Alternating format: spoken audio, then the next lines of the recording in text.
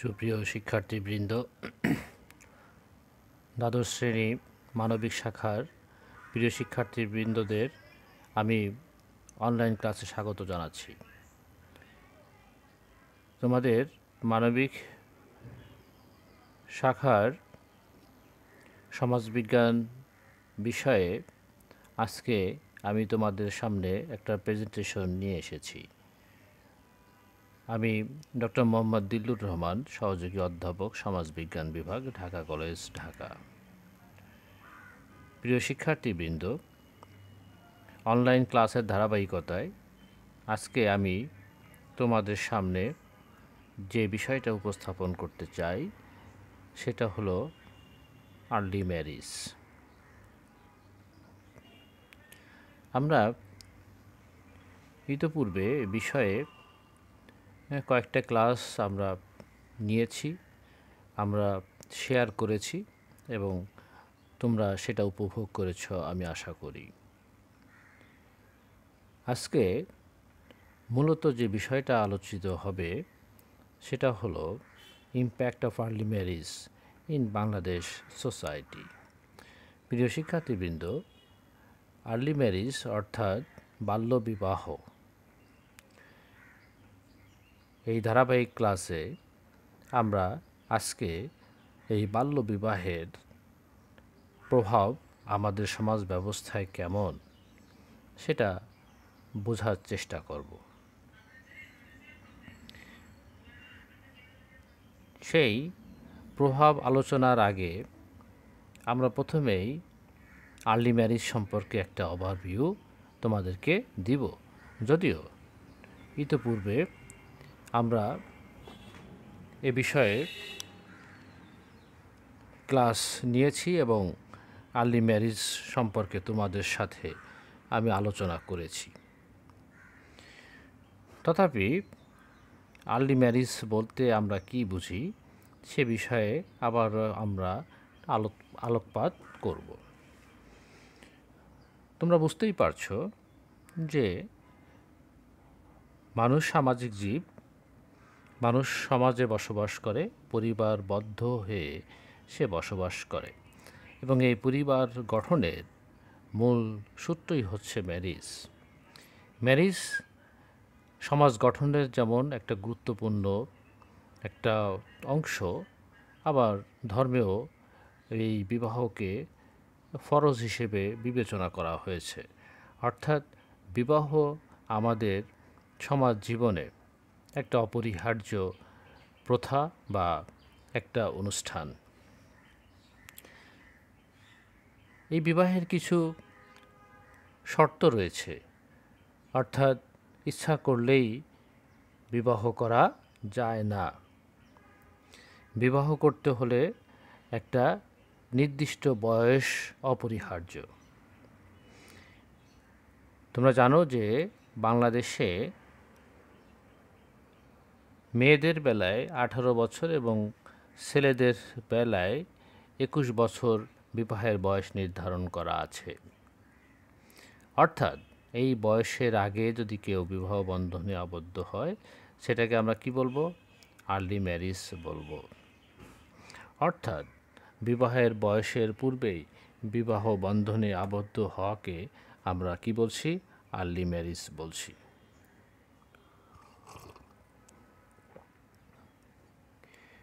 প্রিয় শিক্ষার্থীবৃন্দ, আমাদের সামনে বিভিন্ন দেশীয় এবং আন্তর্জাতিক মানের অনেক প্রতিষ্ঠান রয়েছে যারা এই সমস্ত বিষয় নিয়ে গবেষণা করেন, কাজ করেন এবং বিভিন্ন ধরনের প্রেসক্রিপশন দিয়ে থাকেন। আমরা আমাদের ওয়ার্ল্ড ওয়াইড সবচেয়ে বড় যে প্রতিষ্ঠান সেটা হচ্ছে ইউনাইটেড নেশনস বা জাতিসংঘ। আমরা এখানে দেখাতে চেয়েছি যে জাতিসংঘ কি বলতে চায় আর্লি ম্যারেজের বিষয়ে। According to the United Nations universal child rights convention and national education policy 2011, children are those who are under 18 years of age। অর্থাৎ আমাদের বাংলাদেশের যে শিক্ষানীতি 2011 সালে প্রণীত হয়েছে সেখানে এবং জাতিসংঘের সার্বজনীন যে শিশু অধিকার সনদ সেখানেও কিন্তু বলা হয়েছে যে 18 বছরের কম বয়সী যে কোনো ছেলে মেয়ের বিবাহকে আমরা কি বলবো, আর্লি ম্যারেজ বলবো।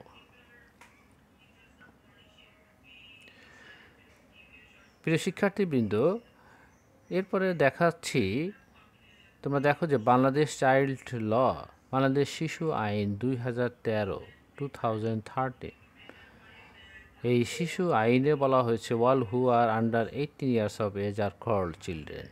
তাহলে এখানেও বলা হচ্ছে যে 18 বছরের কম বয়সী ছেলে মেয়েদেরকে আমরা কি বলবো, আমরা শিশু বলবো, তাদেরকে আমরা শিশু বলছি। এবং এই শিশুরা যদি কেউ বিবাহ বন্ধনে আবদ্ধ হয় অর্থাৎ 18 বছরের পূর্বে, তাহলে সেই বিবাহকে আমরা বলবো আর্লি ম্যারেজ।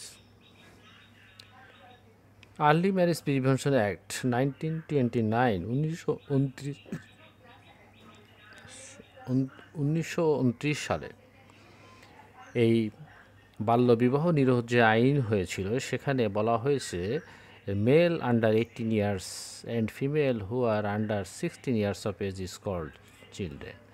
সেখানে আবার বলা হলো যে পুরুষের বেলা 18 এবং মেয়েদের বেলায় 16 বছর। তাহলে যে এই বয়সী ছেলে এবং মেয়েরা অর্থাৎ 18 এবং 16 বছর পর্যন্ত তারা কি থাকে, চিলড্রেন থাকে, এবং এই বয়সে বিবাহ বন্ধনে আবদ্ধ হওয়াটাকে আমরা কি বলছি, আমরা আর্লি ম্যারেজ বলছি।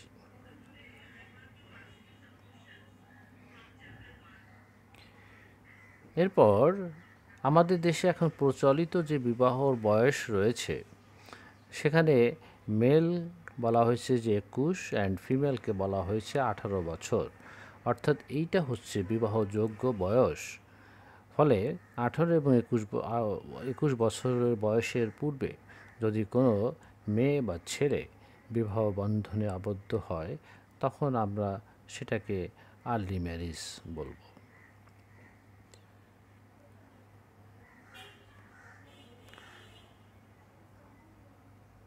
প্রিয় শিক্ষার্থীবৃন্দ, তাহলে তোমরা বুঝতে পারলে যে আর্লি ম্যারেজটা কি।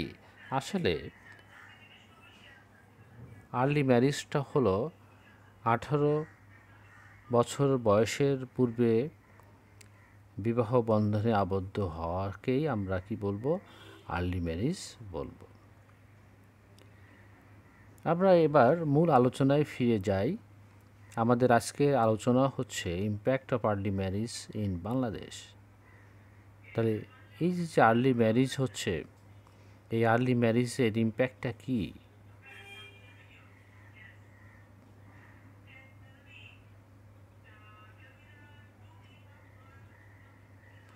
এই আর্লি ম্যারেজের বহুবিধ নেতিবাচক প্রভাব রয়েছে। তার মধ্যে 1 নম্বরে আছে সাইকোসোশ্যাল প্রবলেম, অর্থাৎ মনোসামাজিক সমস্যা। এই বয়সী ছেলে বা মেয়ে তাদের সামাজিক জ্ঞান, নিজের physical and social and mental wellbeing সম্পর্কে তাদের যথেষ্ট ধারণার অভাব থাকে এবং তাদের ফিজিক্যাল অ্যান্ড মেন্টাল গ্রোথটাও পরিপূর্ণভাবে হয় না। ফলে তাদের মধ্যে এই বয়সে বিবাহ করার ফলে তারা একটা মনোসামাজিক সমস্যায় ভোগে এবং তারা সামনের দিকে অগ্রসর হতে পারে না বা স্বাধীন চিন্তা চেতনা নিয়ে তারা বেড়ে উঠতে পারে না। Hazard in health and reproduction, Hazard in health and reproduction অর্থাৎ স্বাস্থ্য এবং প্রজননের ক্ষেত্রে এই বয়সী ছেলে এবং মেয়েদের একটা বড় সমস্যা হিসেবে দেখা দেয়। অর্থাৎ তাদের স্বাস্থ্য ভেঙে পড়ে এবং রিপ্রোডাকশন অর্থাৎ প্রজননের ক্ষেত্রেও নানাবিধ জটিলতা দেখা দেয়।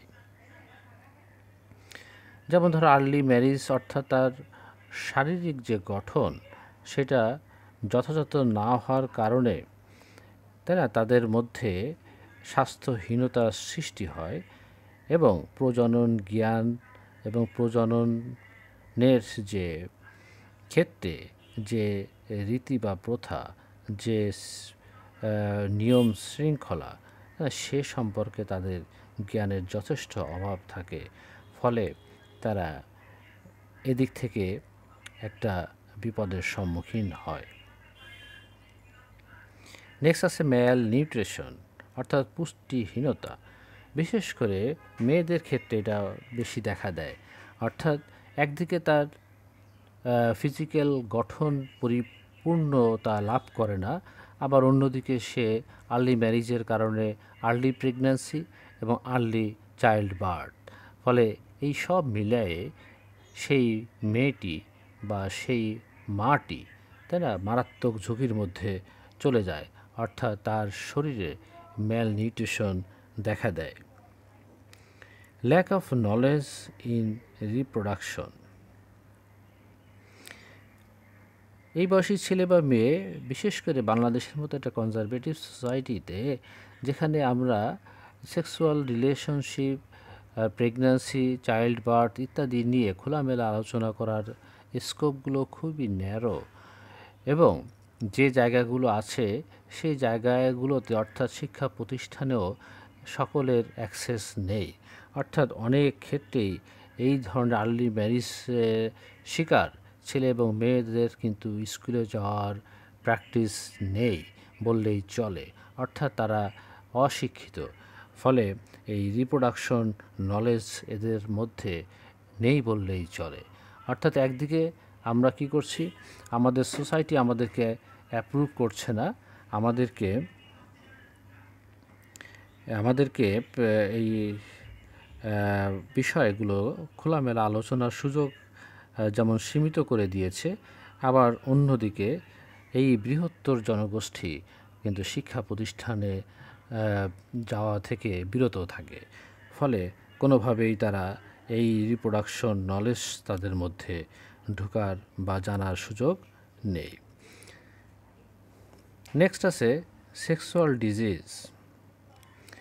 এই আর্লি ম্যারেজ কাপল তাদের সেক্সুয়াল নলেজের অভাবে বা আর্লি ম্যারেজের কারণে, যেহেতু তাদের দেহ গঠনটা পরিপূর্ণতা লাভ করেনি, ফলে তারা নানাবিধ যৌন রোগে আক্রান্ত হতে পারে।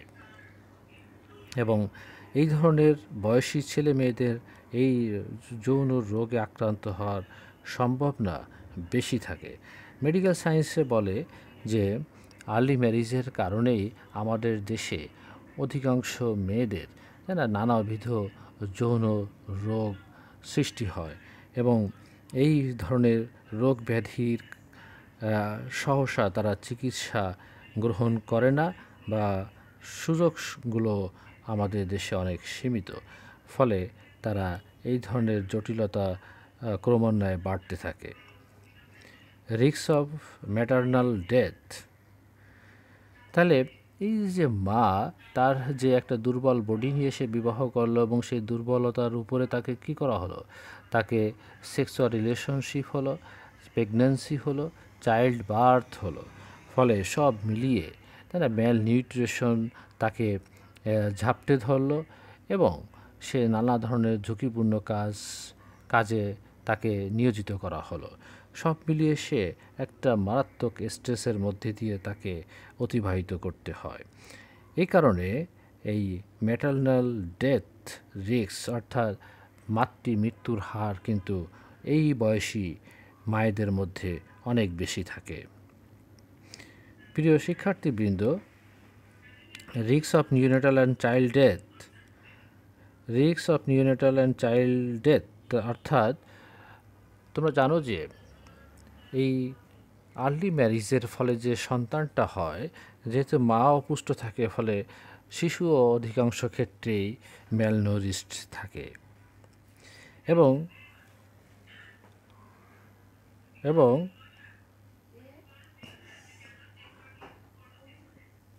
এবং এই ধরনের মায়ের যে সন্তান আসে, সেই সন্তানটা নিওনেটাল ডেথ বলতে within the 28 days of birth, অর্থাৎ তার জন্মের 28 দিনের মধ্যে তার মৃত্যু হয়। এবং চাইল্ড ডেথ অর্থাৎ আন্ডার 5 ইয়ার্স, অর্থাৎ তোমার নিওনেটাল পিরিয়ডেও যেমন মারা যায়, আবার আপ টু 5 ইয়ার্স পর্যন্ত অনেক শিশু আমাদের মতো দেশে মারা যায়। তার অন্যতম কারণই হচ্ছে আর্লি ম্যারেজ।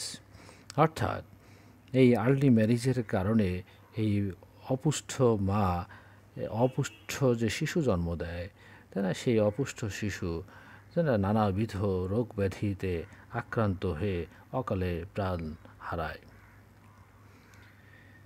এরপরে কি হয়, ফিজিক্যাল অ্যাসল্ট। এই আর্লি ম্যারেজের কারণে পরিবারের মধ্যে বহুবিধ অশান্তি তৈরি হয়। অর্থাৎ আমাদের সমাজ ব্যবস্থা আমরা কি চাই, আমরা কি দেখি যে ঘরের বউ সবাইকে অ্যাটেন্ড করবে, সমস্ত কাজবাজ করবে, সবাইকে রান্নাবান্না করে খাওয়াবে, খাবার থাকলে সে খাবে, না থাকলে সে না খেয়ে থাকবে, তাই না। এই ধরনের দায়িত্ব পালন করতে হয় আমাদের মায়েদেরকে। তাহলে এই দায়িত্ব পালনের ব্যত্যয় হলে তাকে কি করতে হবে, তাকে ফিজিক্যালি অ্যাসল্ট করতে হবে। তাহলে এই যে একটা অস্থিতিশীল একটা পরিবেশ, তাই না, যে একটা কঠিন মনিটরিং সিস্টেমের মধ্যে দিয়ে এই মাকে যেতে হয়, কিন্তু তার তো সেই ধরনের ফিজিক্যাল এবং মেন্টাল ডেভেলপমেন্ট তার মধ্যে সংগঠিত হয়নি, সে সুযোগ পায়নি সে। ফলে তাকে এই এই ধরনের কঠিন শৃঙ্খলিত জীবন সে নিয়ন্ত্রিত জীবন সে অতিবাহিত করতে গিয়ে নানা ধরনের ভুল ত্রুটি বিচ্যুতি ইত্যাদি করে। এবং তখন তাকে কি করতে হয়, তখন তাকে সে ফিজিক্যালি অ্যাসল্ট হয়, অর্থাৎ তাকে নানানভাবে, তাই না, নির্যাতন করে পরিবারের অন্য সদস্যরা।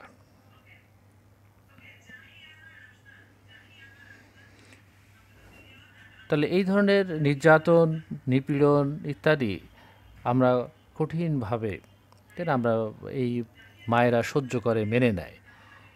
হ্যাঁ, তারপরে কি হয়, যদি মানতে না পারে, তাই না, যারা ধৈর্যের সীমা যখন লঙ্ঘিত হয়, তখন কি ঘটে, তখন তাদের জীবনে ডিভোর্স অর্থাৎ বিবাহ বিচ্ছেদের মতো, তাই না, অনাকাঙ্ক্ষিত ঘটনা ঘটে।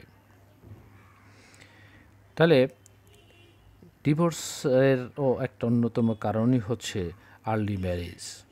প্রিয় শিক্ষার্থীবৃন্দ, তোমরা বুঝতে পারছো যে আমরা দেখলাম যে ক্রমান্বয়ে এই আর্লি ম্যারেজের কারণে সমাজের একটা একগুচ্ছ, একটা ব্যাপক বিস্তৃত সমস্যা তৈরি হচ্ছে। এরপর আমরা বলতে পারি যে হাই বার্থ রেট, অর্থাৎ একটা মেয়ে যখন 13-14 বছর বয়সে বিবাহিত হয় এবং আপ টু 49 পর্যন্ত সে, মেডিকেল সায়েন্সের আলোকে আমরা বলছি, তার পিউবার্টি এবং তার প্রজনন ক্ষমতা যেটাকে আমরা বলি, সেটা ফার্টিলিটি, সেটা বজায় থাকে। ফলে এই দীর্ঘ সময় ধরে সে এই প্রেগন্যান্সি অ্যান্ড চাইল্ড বার্থের মতো ঘটনার সাথে সে নিজেকে জড়িয়ে রাখে। এবং ফলে আমরা কি দেখি যে একটা পরিবারে 5 জন, 7 জন, 8 জন, 10 জন করে সন্তান তারা প্রসব করে।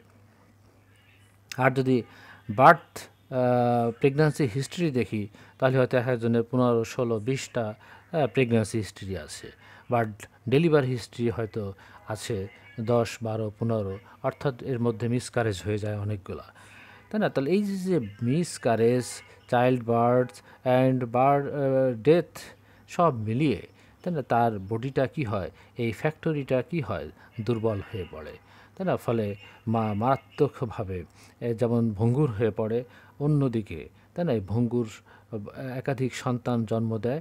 ফলে পরিবার একটা জনাকীর্ণ, অর্থাৎ অধিক সংখ্যক সদস্যদের একটা দুর্বল পরিবার গঠিত হয়।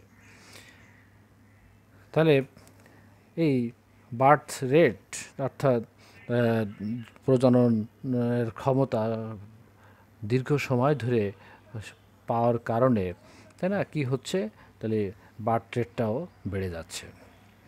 একইভাবে রাইজ অফ ফ্যামিলি সাইজ, বাংলাদেশে এখন আমাদের family size on an average 5, তাই না? তাহলে এই ফ্যামিলি সাইজটা বাড়ার একটা অন্যতম কারণ হচ্ছে আর্লি ম্যারেজ।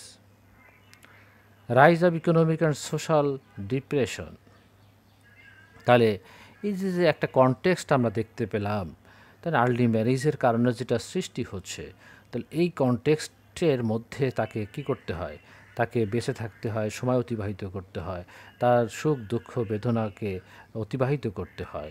তাহলে এই যে টোটাল যে এনভায়রনমেন্টটা তৈরি হয়, আমরা সেটাকে বলছি যে ইকোনমিক অ্যান্ড সোশ্যাল ডিপ্রেশন।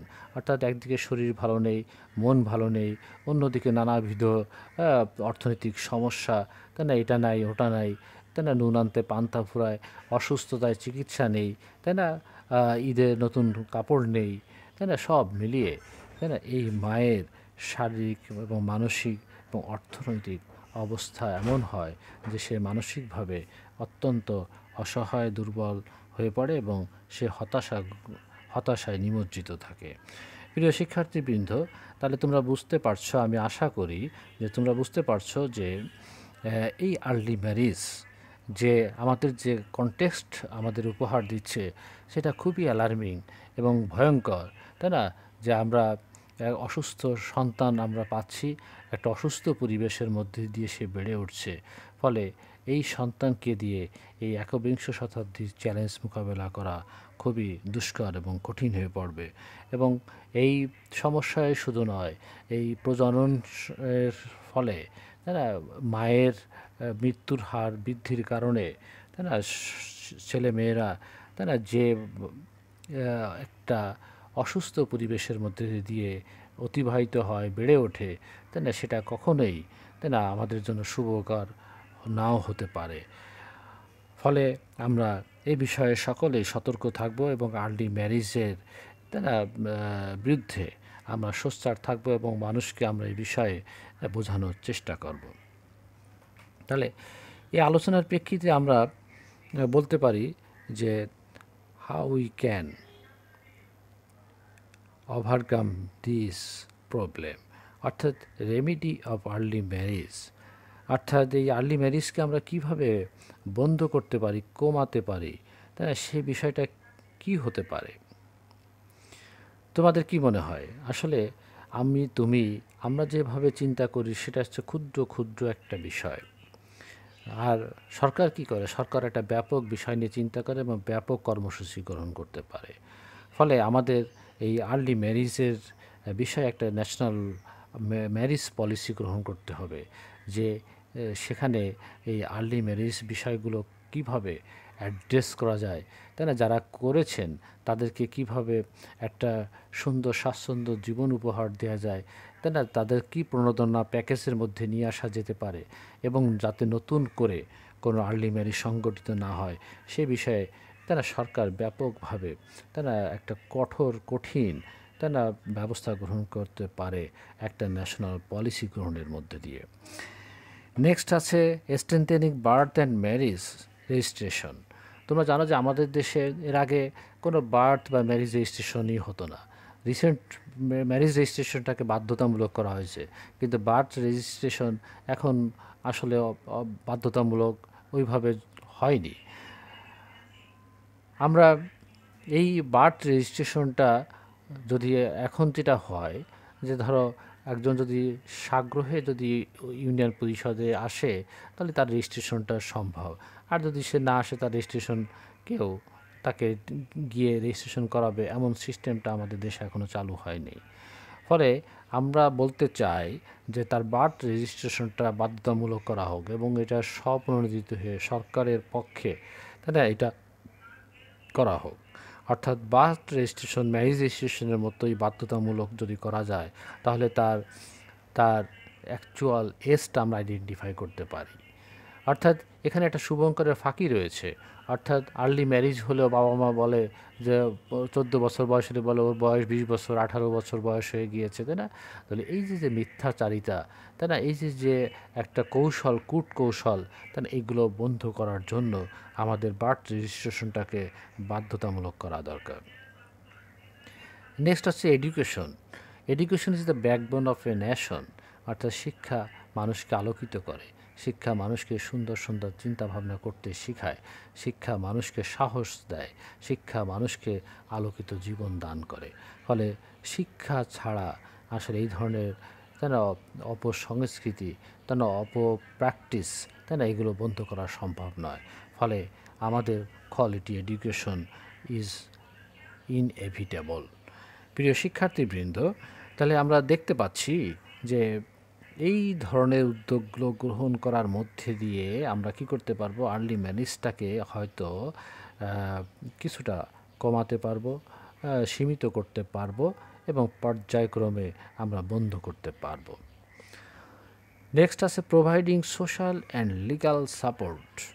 তাহলে এটা খুবই ইম্পর্ট্যান্ট যে একটা আর্লি ম্যারেজ হলো, তাই না, সে অসহায় পড়লো, মেয়েটাও, তাই না, বা সেই মহিলা, তাই না, সে নানাবিধ সামাজিক সমস্যায় যখন জর্জরিত হয়, তখন আমাদেরকে কী করতে হবে, আমাদেরকে সামাজিকভাবে তার পাশে দাঁড়াতে হবে, তাকে সামাজিক এবং লিগাল সাপোর্ট দিতে হবে, তার মানসিক শক্তি যোগাতে হবে। তা না হলে কী হবে, ওই পরিবারটা ধ্বংসপ্রাপ্ত হবে। তাহলে যারা এটা করেছে, তাই না, তাদেরকে আমাদের মেন্টাল সাপোর্ট দিতে হবে। Freedom of choice. আমাদের দেশে কি হয়, আমরা পুরুষ শাসিত সমাজ ব্যবস্থায় যেখানে মেয়েদের কোনো কথার আমরা মূল্য দিতে চাই না, তাই না, ফলে তাই না মেয়েদেরকে এভাবে তার স্কুল জীবন পরিসমাপ্তি ঘটিয়ে তাকে পারিবারিক জীবনে, বৈবাহিক জীবনে পাঠানো হচ্ছে। এক্ষেত্রে তার মতামত গ্রহণের কোনো প্রয়োজনই আমরা অনুভব করছি না। ফলে আমাদের দেশে এই মেয়েদের, তাই না, ফ্রিডম, অর্থাৎ freedom of speech, freedom of thinking, freedom of choice এগুলো নেই। এইগুলো থাকতে হবে এবং তার উপরে কোনো ধরনের পারিবারিক, তাই না, পুরুষতান্ত্রিক চিন্তা ভাবনা তার উপর চাপানো যাবে না। অর্থাৎ একটা সাধারণ ছেলের মতোই ওই মেয়েটাকেও স্বাধীনভাবে চিন্তা করার, স্বাধীনভাবে চলার, কথা বলার এবং তার নিজের ভাগ্য গড়ার ক্ষেত্রে তার চিন্তা চেতনা, তার স্বাধীনতাকে গুরুত্ব দিতে হবে। অর্থাৎ সে যদি স্কুলে যেতে চায় তাকে স্কুলে পাঠাতে হবে, সে যদি কর্মে যেতে চায় তাকে কাজের সুযোগ করে দিতে হবে, সে যদি এখন বিবাহ করতে না চায় তাকে বিবাহ দেওয়া যাবে না। তাহলে এই জায়গাগুলো যদি আমরা একত্রিত করতে পারি, যদি মায়েদেরকে যদি মর্যাদা দিতে পারি, এম্পাওয়ার করতে পারি, তাহলে আর্লি ম্যারেজ কমার সম্ভাবনা রয়েছে। Establish gender equality. প্রিয় শিক্ষার্থীবৃন্দ, তোমরা জানো যে আমাদের সমাজ ব্যবস্থা বৈষম্যে পরিপূর্ণ। অর্থনৈতিক, সামাজিক, বংশীয়, জেন্ডার বৈষম্য, তাই না, ইত্যাদি বহুবিধ বৈষম্য আমাদের সমাজ ব্যবস্থায় বিরাজমান এবং সেখানে সকল ক্ষেত্রেই female are dominated by the male. তাহলে এই ধরনের অসমতা দূর করে মেল অ্যান্ড ফিমেল প্যারালাল বা তাদের সামাজিক যে মর্যাদা, এটাকে সমুন্নত রাখতে হবে এবং উভয়কে সমানভাবে সামাজিক উন্নয়নে সম্পৃক্ত করতে হবে। সামাজিক সিদ্ধান্ত গ্রহণের ক্ষেত্রে তাদেরকে সমভাবে গুরুত্ব দিতে হবে। প্রিয় শিক্ষার্থীবৃন্দ, তাহলে আমরা যে বিষয়গুলো বলতে চাচ্ছি, এতক্ষণে যে বিষয়গুলো আলোচনা করলাম, এই বিষয়গুলো, এই জ্ঞান, তাই না, এই নলেজ আমাদেরকে সকলের কাছে, সকলের দ্বারে দ্বারে পৌঁছে দিতে হবে, সকলের মাথার মধ্যে এটা ঢোকাতে হবে যে না, আর্লি ম্যারেজ আমাদেরকে কখনোই সুখ স্বাচ্ছন্দ্য দিতে পারে না। এটা আমাদেরকে কি করে, আমাদের ক্রনিক একটা সাইকোসোশ্যাল প্রবলেম সৃষ্টি করে। ফলে এই ব্যাধি থেকে আমাদেরকে অবশ্যই দূরে থাকতে হবে এবং এই ধরনের বাল্য বিবাহকে নিরুৎসাহিত করার জন্য সামাজিক আন্দোলন গড়ে তুলতে হবে। তবেই আমরা কি করতে পারবো, এই আর্লি ম্যারেজের কুপ্রভাব থেকে আমরা আমাদের সমাজকে বাঁচাতে পারবো। প্রিয় শিক্ষার্থীবৃন্দ, আমি আশা করি তোমরা আমার আজকের লেকচার বুঝতে পেরেছ এবং তোমরা এটা এনজয় করবে, বোঝার চেষ্টা করবে এবং সামাজিক জীবনে, পারিবারিক জীবনে এটা বাস্তবায়ন করার চেষ্টা করবে এবং বাল্য বিবাহ যে কোনো উপায়ে প্রতিরোধ করবে। রাষ্ট্রীয় আইন অনুসরণ করে তোমরা এই ধরনের কুপ্রথাকে চিরতরে নির্মূল করবে, এই প্রত্যাশা রেখে আজকের লেকচার আমি এখানে শেষ করছি। প্রিয় শিক্ষার্থীবৃন্দ, সকলে ভালো থাকবে। আল্লাহ হাফেজ। তোমাদেরকে আমি আবারও সকলকে ধন্যবাদ জানিয়ে আজকের লেকচার এখানে শেষ করছি। আল্লাহ হাফেজ।